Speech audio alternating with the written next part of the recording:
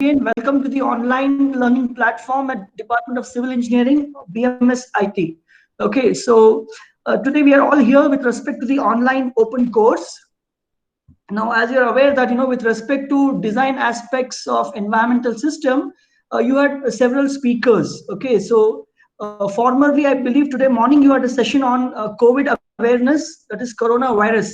So if I may ask, if I ask each one of you, are you scared? Do you have a fear within you with respect to corona? How much ever you deny, I'm sure that all of you will agree, yes, there is a certain amount of fear within each one of us with the spread of coronavirus, with the issue of COVID-19. But if in case I ask you, will you be more scared if I tell you that the numbers which are being projected with respect to COVID is false? If I tell you that the numbers that the government or any private authority is reflecting is incorrect, it can be for any reason. It can be a vested interest, it could be a strategic move to avoid chaos, it could also be probably because some of the cases have gone unnoticed. Okay, if such a situation arises, then it will be a more scary scenario. So I'm talking about numbers. Numbers play a very important role when it comes to your environmental issues, environmental system. If I tell you that corona has struck one city, and if I tell you corona has struck 100 cities, obviously the numbers is what matters, and you get the fear. Okay, greater the number, there is a problem that we are facing. On the contrary, if actually corona has struck 100 cities and the fact or the results or the outcome or any predicament which says one city, then it is terrible. Which means, numbers is something that can change the outcome of any given information. Interestingly, as your students, you also play with a lot of numbers. When you write your internals, when you do your externals, you get marks. They're also numbers. So if in this case your numbers are on the higher side, you're happy. If it's on the lower side, you're not happy. Okay. So this is output. Okay. So basically, when you talk about your externals and internal marks, it's your output. Let us say you are solving a numerical. In the numerical, if your numbers do not match up, then again you lose numbers, which means if you're expected to get a result, say 100 square kilometers, and you get the answer as 90 square kilometers, you again lose marks. So we're all talking about output.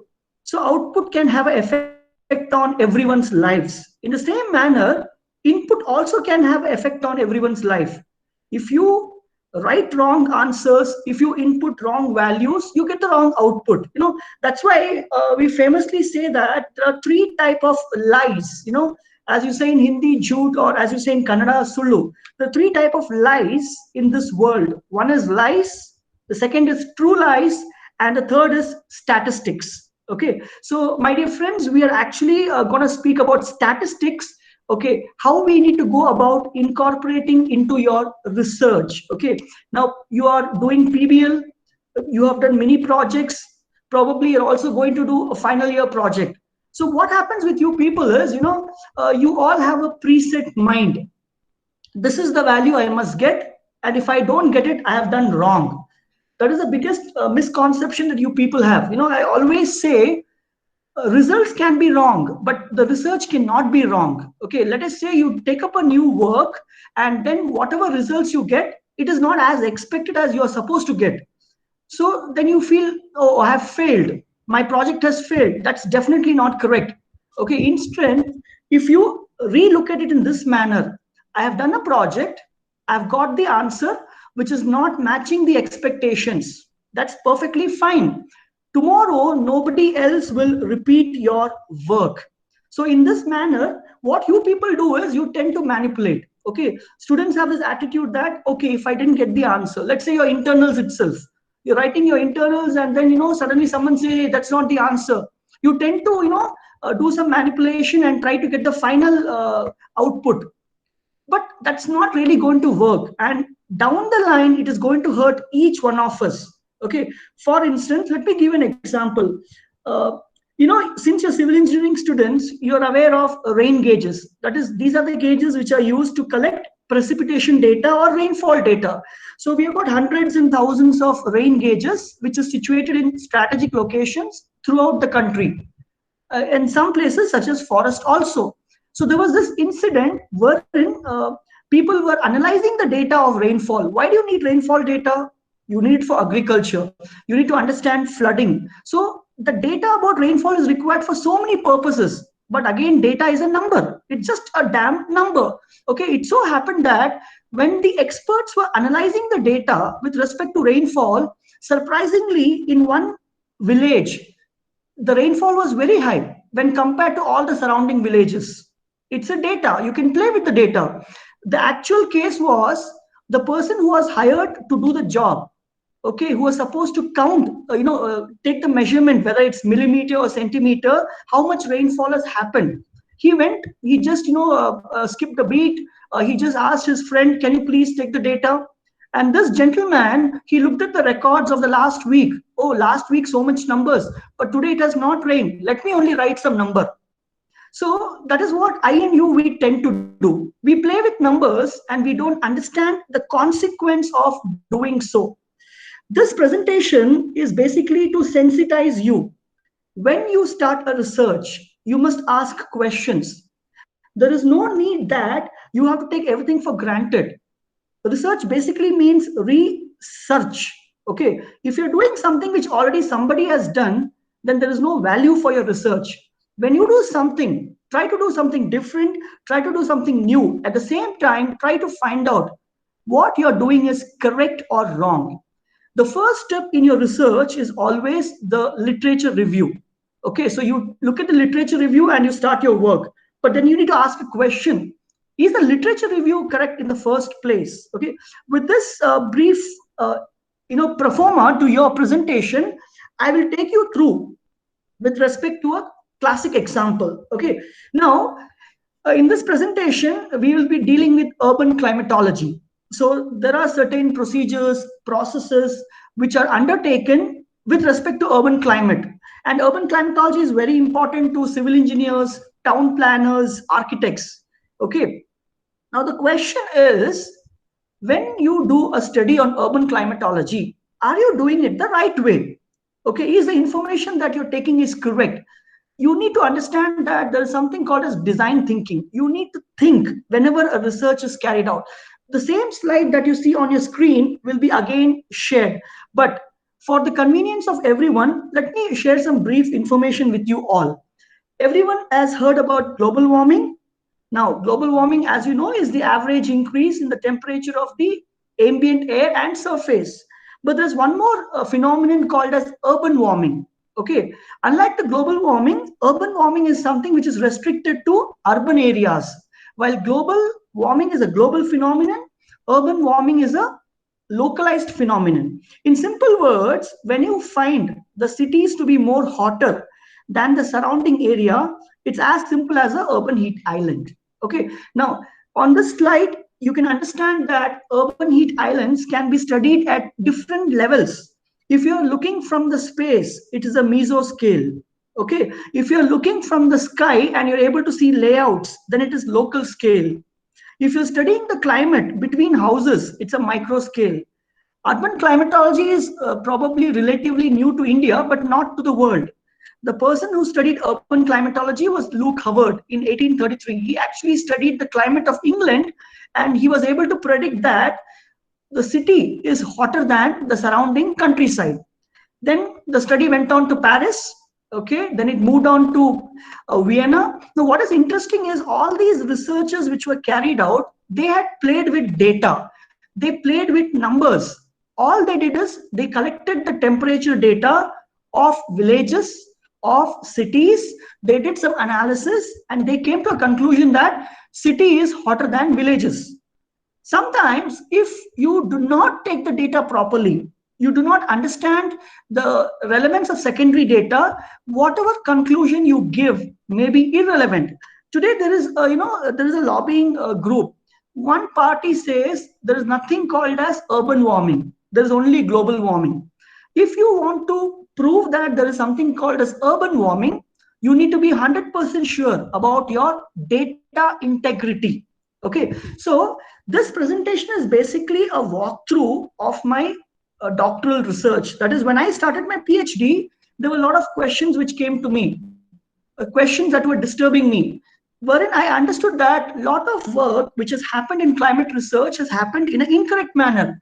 We all play with theorems, we all play with assumptions, but it is not necessary that every theorem works. It is not necessary that every assumption is applicable. Okay, now this is a very simple representation of a urban heat island. You find the cities, buildings, which is inside, it is hotter, and you find the villages, the forest, open spaces outside, which is cooler. And for your kind information, your heat islands or urban warming is not restricted to nighttime or daytime. It is exhibited during both the phases. For instance, if you look at Bangalore, okay, probably 30 years, 40 years, 50 years back, if you check with your parents, there was no need of air conditioners. But now the situation is so bad that even in the night time, you need fan. Is this global warming or urban warming? That is what we need to solve. If you see on the screen, okay, there is information from Hindu that Bangalore has recorded the highest temperature since 1931. And incidentally, they say that it is because of high carbon emission, which is most often connected with global warming, okay, climate shift. So Bangalore is getting hot, Bangalore is getting hotter, Bangalore is getting hottest. And every credit goes to climate change or global warming. But the reality is slightly different. Okay. However, it's very easy. People say that global warming is something which is global, applies all over the world, applies to Los Angeles, applies to Beijing, applies to Bangalore. But no, the rate at which the cities are impacted by global warming is slightly different. Okay. Now, this is a screenshot of a simple statistical analysis using Microsoft Excel, wherein I have collected data of temperature maximum, temperature minimum for Bangalore from 1900 to 2000. Okay, so I have collected the data, I've analyzed the data, and this data clearly says there is global warming happening. So how do I prove myself that there is also urban warming? Okay, so first you need to understand what is that I'm doing in my research? What is my objectives? Okay, this research benefits whom? What kind of data am I playing with?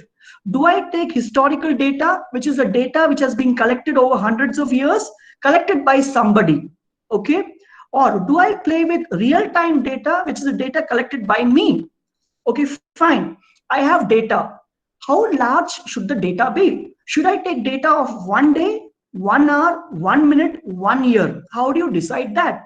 In the world of statistics, okay, basically the decision with respect to your sample design, okay, is always left to the experience of the researcher.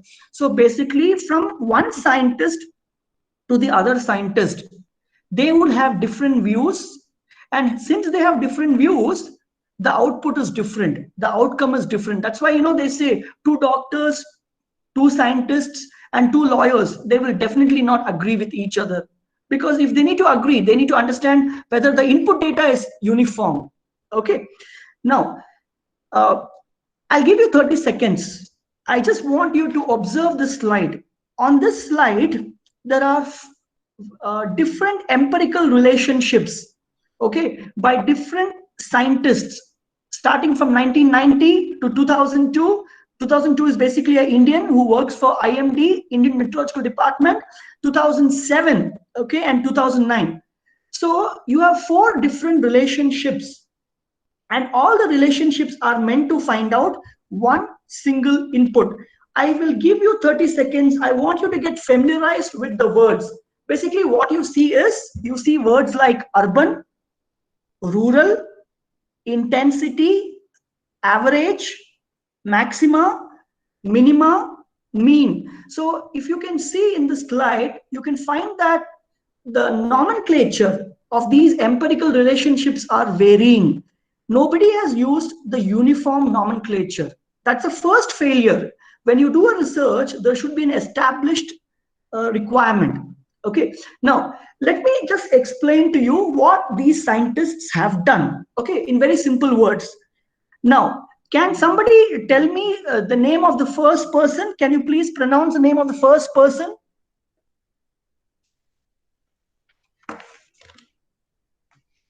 Anyone in the audience, can you please pronounce the name of the first person?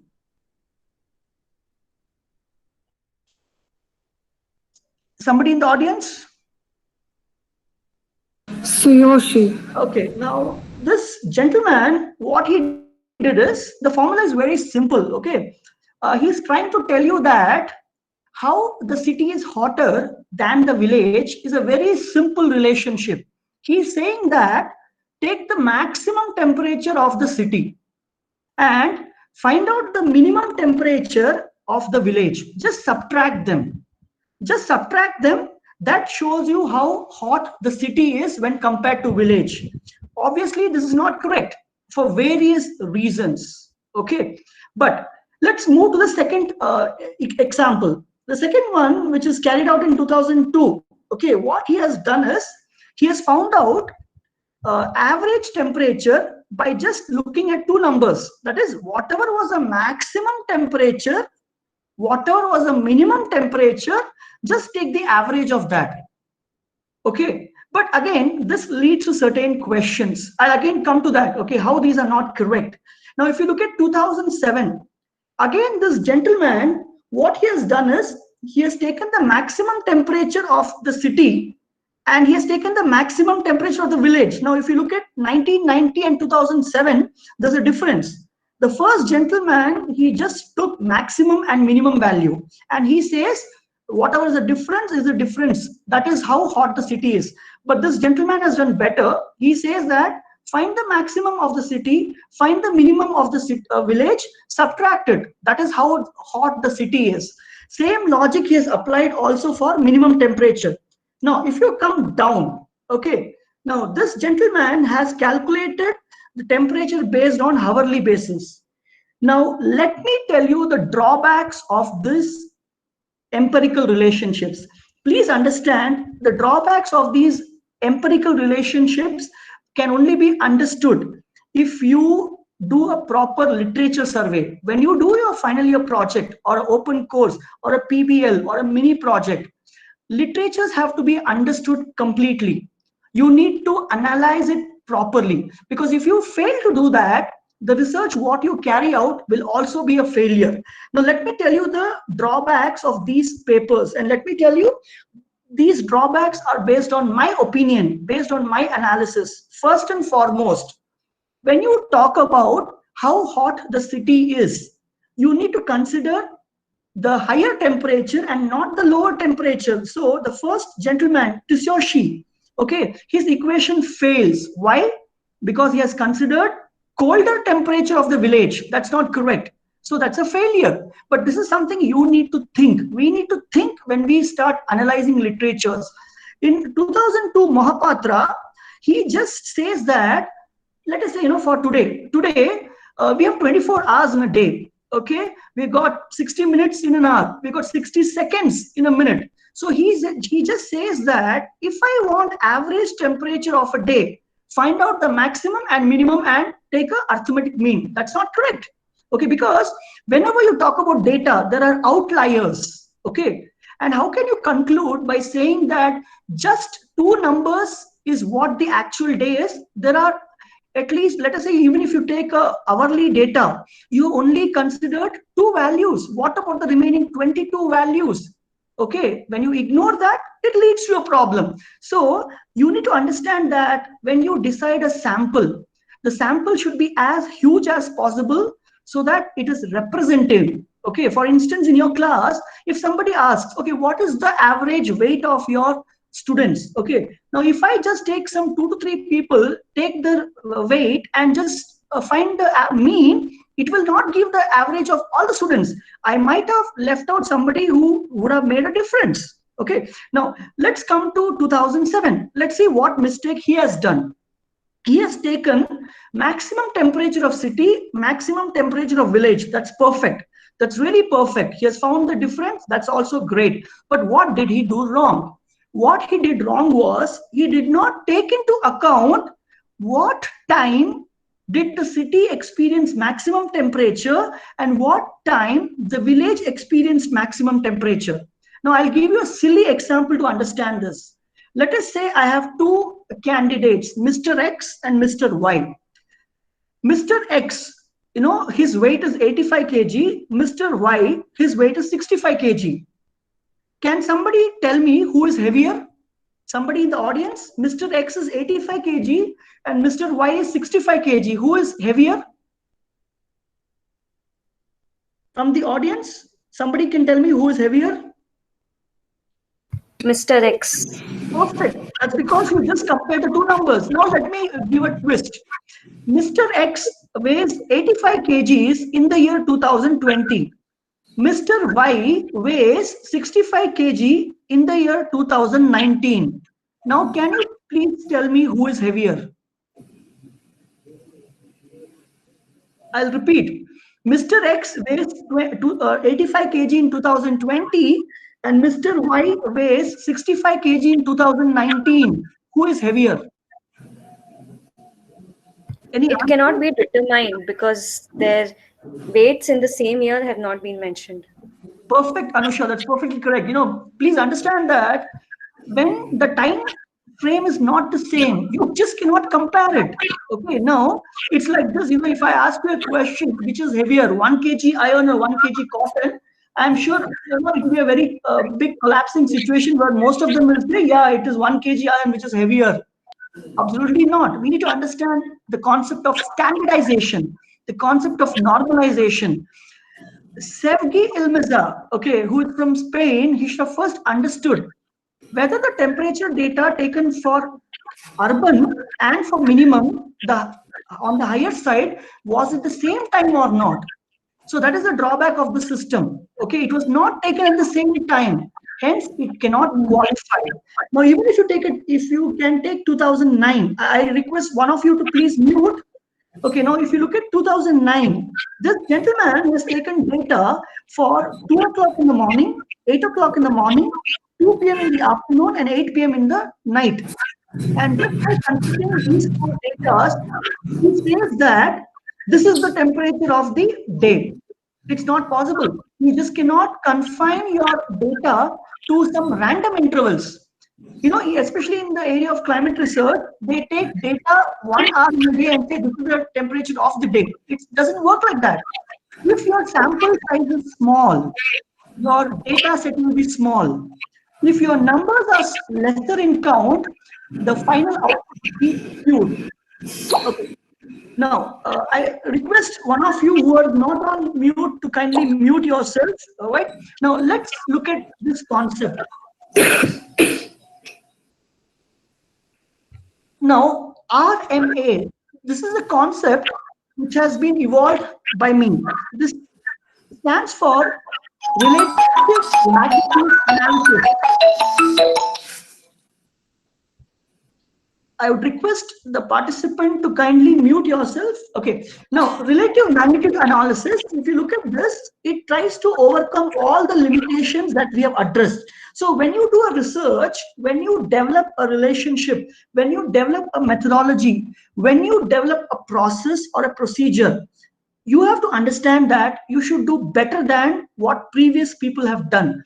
So whatever was the demerits, limitations, gap, lacunae in the literature, you need to plug that.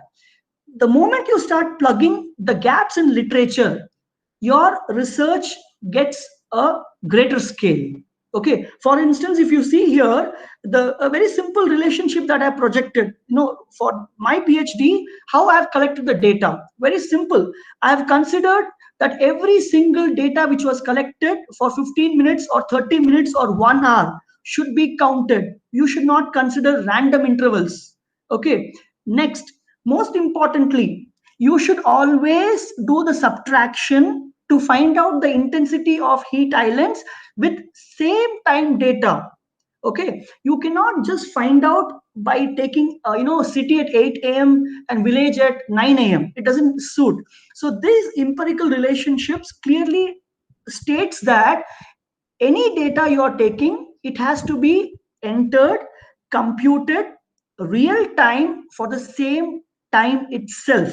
Okay, whether it's a maximum temperature you're talking, or minimum temperature you're talking, or average temperature you're talking, you must consider both urban area and rural area for same time. Now, I'll not go into the details much, but if you look at the results, okay, you can see that that graph, what you see, okay, it is not on the same elevation. So different equations have given different outputs. Now it is startling that when you compare with my equation, sometimes they say the city is more colder than the village. So this is what the data has given. So what you need to understand is, when you have to test your data, okay, in your research you must always do testing of data. Now, testing of data is obviously done with some standards. Since you're civil engineers, you've got your IS codes. Okay, so whatever results you get, you compare with the IS code, that is Bureau of Indian Standard. All right, it is matching this, so my work is correct. Perfect. So always there should be some kind of standardization that you need to compare with. If we don't do that, okay, then all of us will get a skewed graph like this, wherein all different equations, all different formulae for one output gives multiple variable outputs, and most of these outputs are incorrect, because practically you can never expect a city to be colder than the village in the daytime. Okay, now second thing you need to understand in research is, when you talk about parameters, you got variables, controllable variables and uncontrollable variables. We talk about factors. Let us say, for the example of climate research, in climate research, what all can contribute to influencing a climate? Lot of things. Okay, the surfaces, let us say your greenery, your buildings, you've got glass facades, you got water bodies, and most importantly, how much sky is visible. Now, when I was doing my research, I understood there was one more lacunae or limitation in the research, sorry, in the literature, with respect to your sky view factor. Let me give you in simple words what it is. Sky view factor is when you see from bottom to top, wherever you're standing, you just look up. Okay, when you look up, how much of sky is visible? Let us say you can see the complete sky, then it is 1. Okay, let us say you are standing below a building. As you can see on the screen, there's an image. Okay, you can see those buildings are very close to each other. They're very tall, they're very narrow. If you stand between those buildings on the pavement or carriageway, and if you look up, you can't see the entire sky. Okay, which means the sky view factor reduces to 0. Okay, now sky view factor is very, very important when it comes to climate research. Why?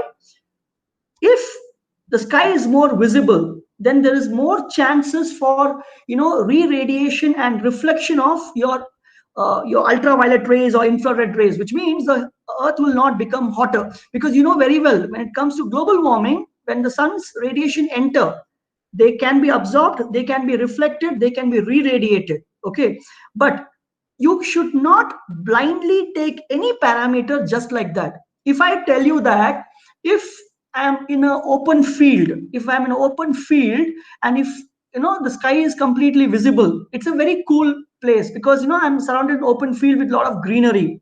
Okay, but let us say I'm in an airport and I'm standing on the runway, which has a lot of concrete surfacing. Obviously the same sky view factor of 1, it will be a hot place. Let us look at it in a simpler manner. You're sitting inside a house, the sky view factor is how much? Is it 0 or 1? Can somebody answer? If you're sitting inside your house and you look at the sky, is the sky view factor 0 or 1? 0, sir. Yeah, because you can't see anything, right? But then you feel it's warm, you feel it's very hot. But let us say you go inside a forest.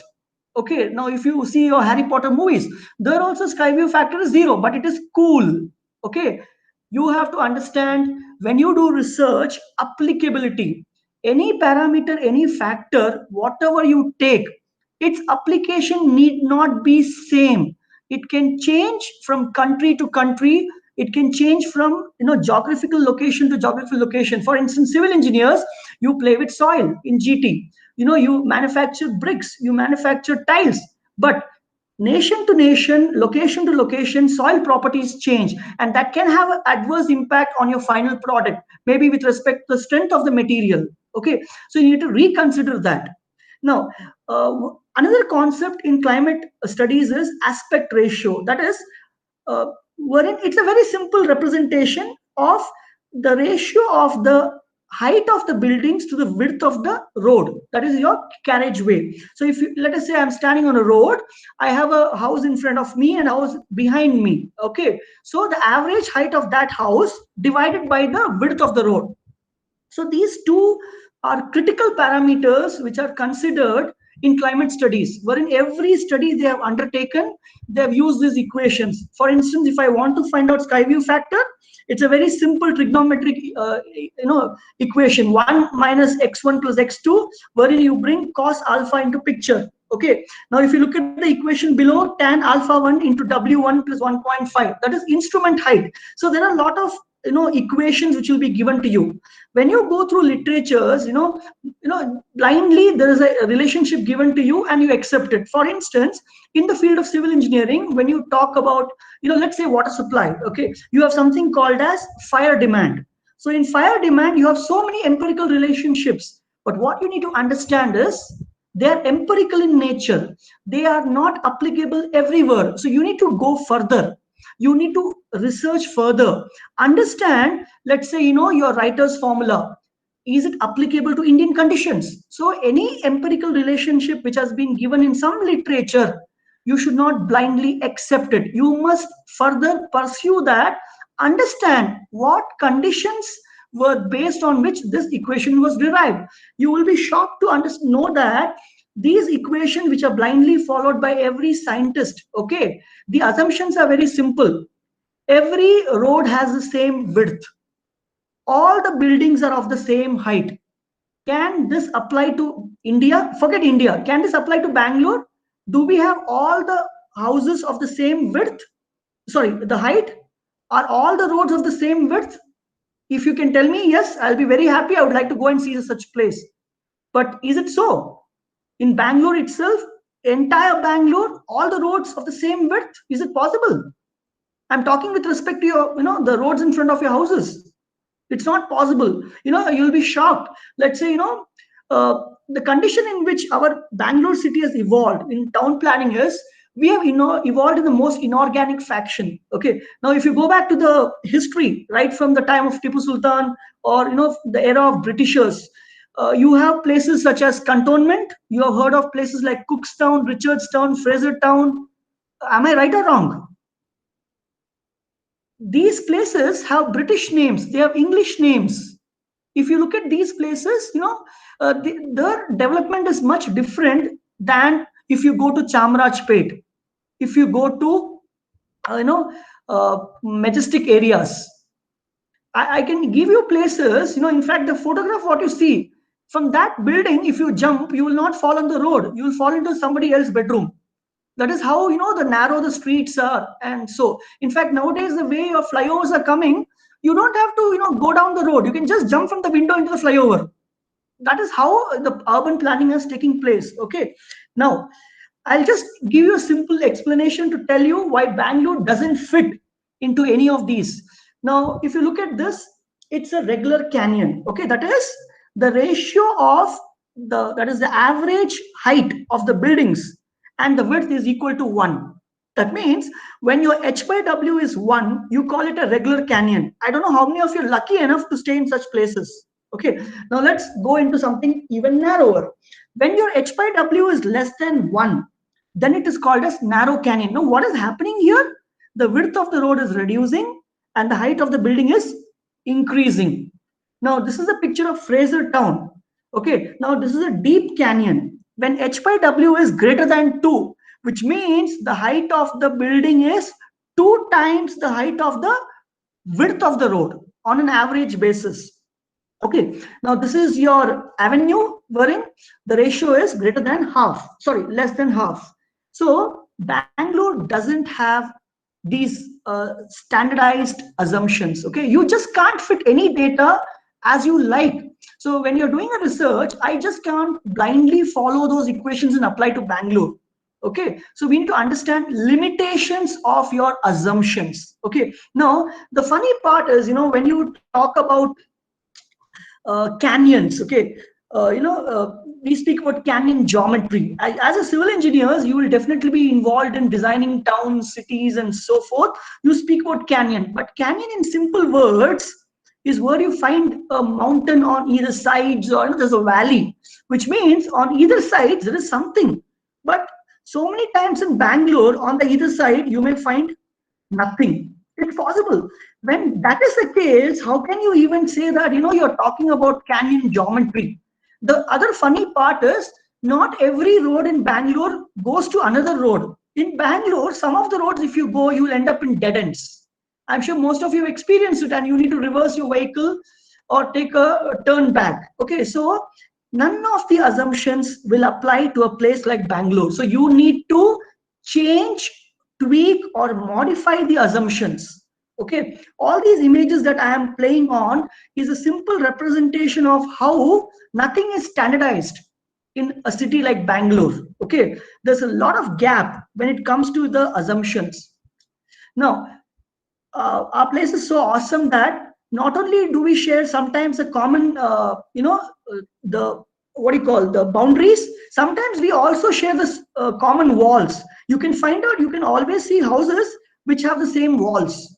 That also happens only in Bangalore. Okay, so with so much of errors or so much of inorganic development, you need to think: can I apply my assumptions or not?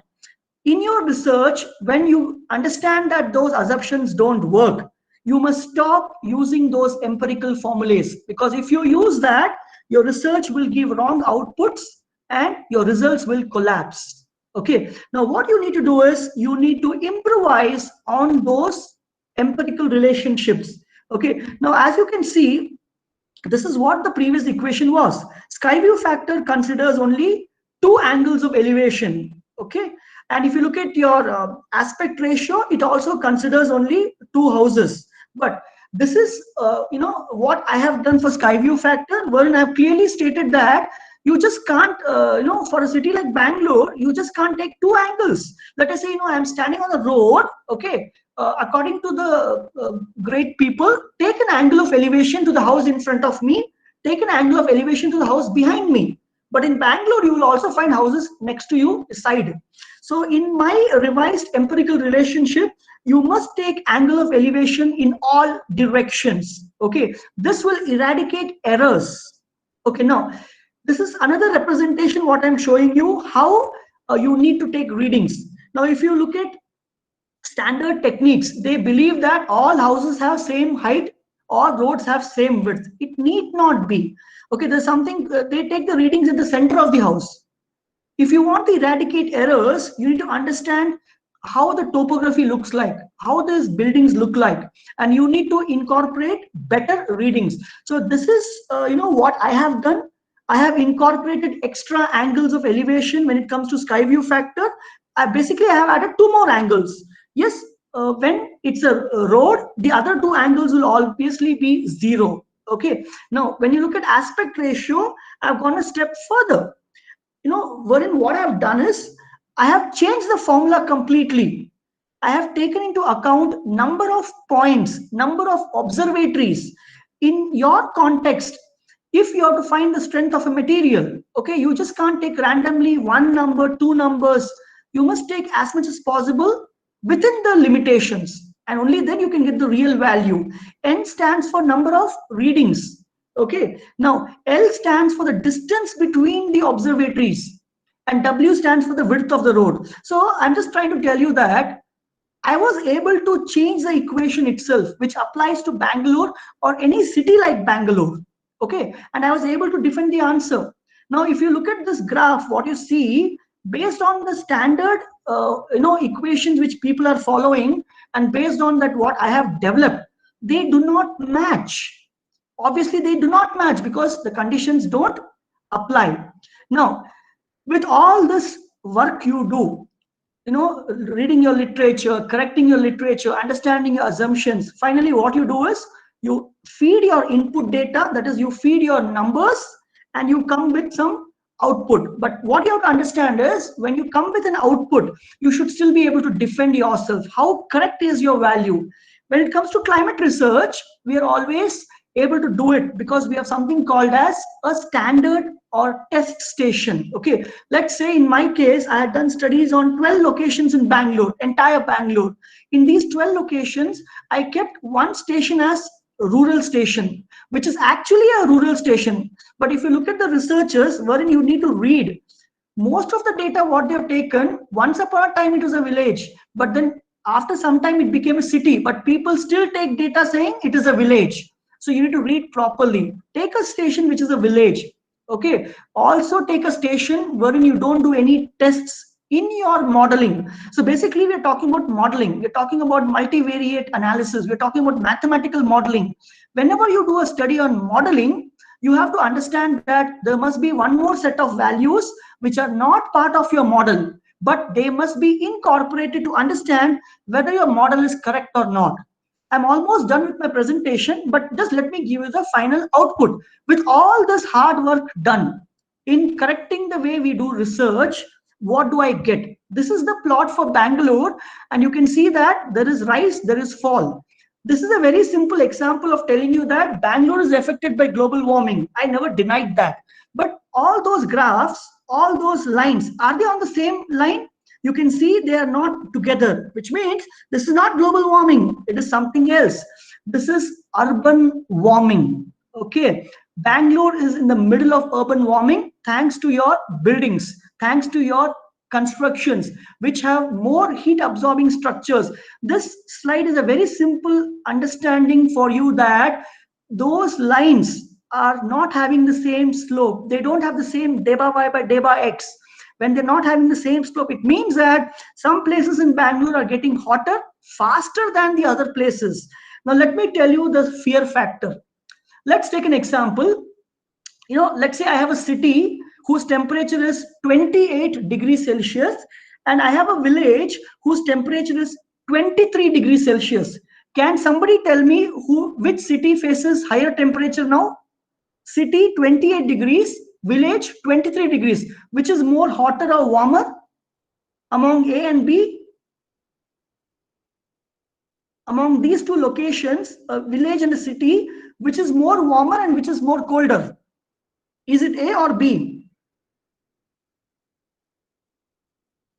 You want me to repeat the question? If I have two places, a city and a village, city is 28 degrees Celsius and village is 23 degrees Celsius. Can you please tell me which is hotter and which is colder? Is it A or B? Can somebody in the audience unmute and answer my query? So 28 is hotter. 28 is hotter, obviously. Now let me tell you that, let's say your Yelahanka is the city, 28, and your Hesarghatta, which is surrounding your Yelahanka, is 23. Okay. Now global warming doesn't spare anybody. Global warming takes place, and it is happening, and let us say global warming has contributed 2 degrees Celsius. So Yelahanka becomes 30, Hesarghatta becomes 25. Who is hotter? It is still Yelahanka which is hotter. It is still the city which is hotter. Please understand, global warming affects everyone uniformly, but urban warming selectively impacts. So if your cities are going to become hotter and hotter, when global warming strikes, it is not the villages which will suffer. It is the city which is going to suffer. So surprisingly, let us say, when you on a vacation time, you move to your villages, or let us say right now, Majestic area will be more hotter than Hesarghatta.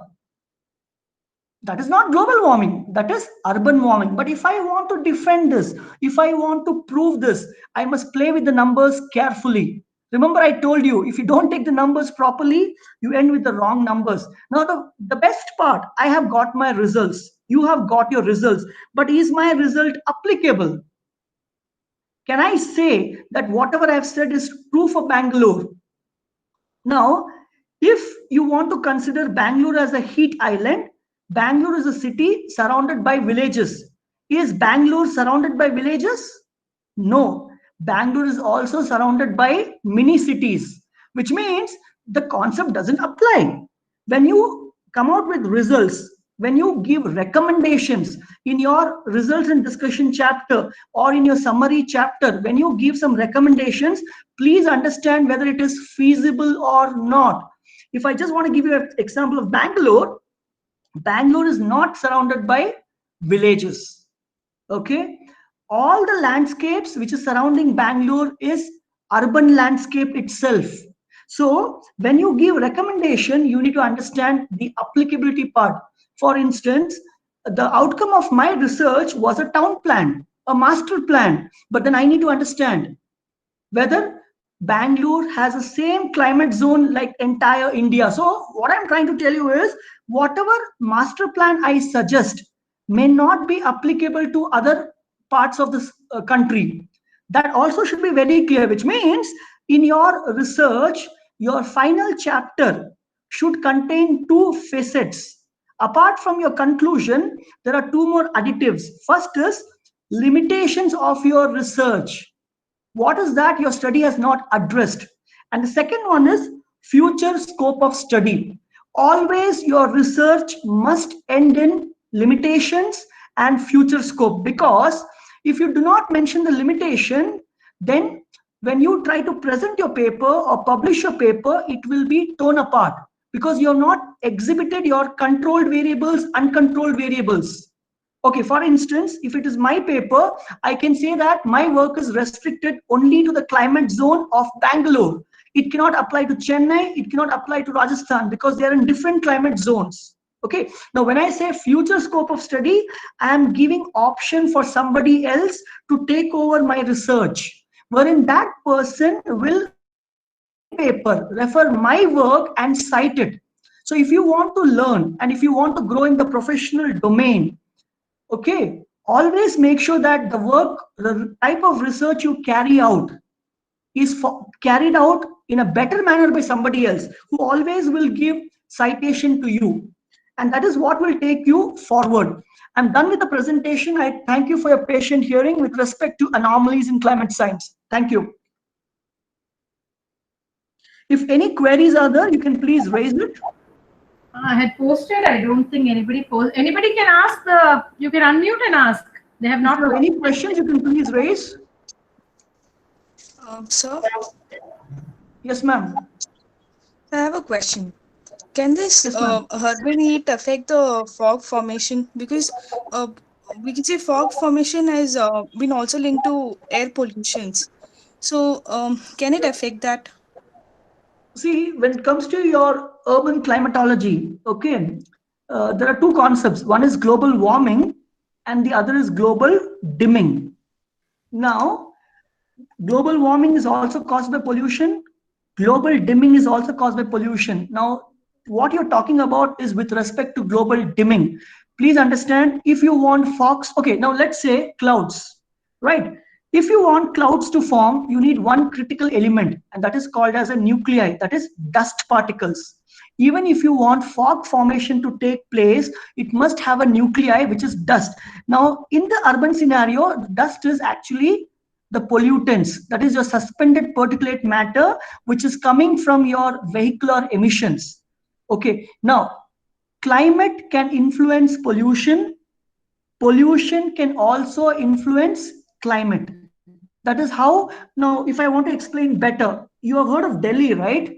So Delhi always has a tough time when it comes to pollution. But is it because of pollution? It is not because of pollution. It is because of the climate. So in case of Delhi, it is the climate which makes the pollution tougher. So as you said, it is fog which makes things difficult. Have I addressed or did I understand your question? If I've not understood your question correctly, you can please ask me once again. Oh, sir. Thank you. Is it clear? Is it clear what I said? Yes, sir. Did it answer you? Did I Yes. did I answer you correctly or did I understand you correctly? Yes, sir. Yes, sir. Yeah. Aishwarya, did I understand the question correctly? Yes, sir. Okay.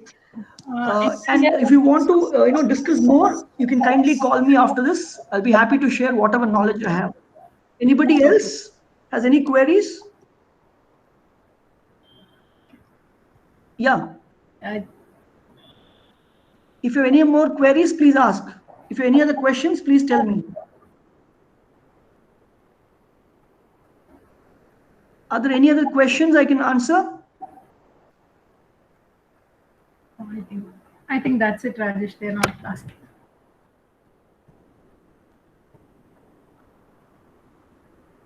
Okay.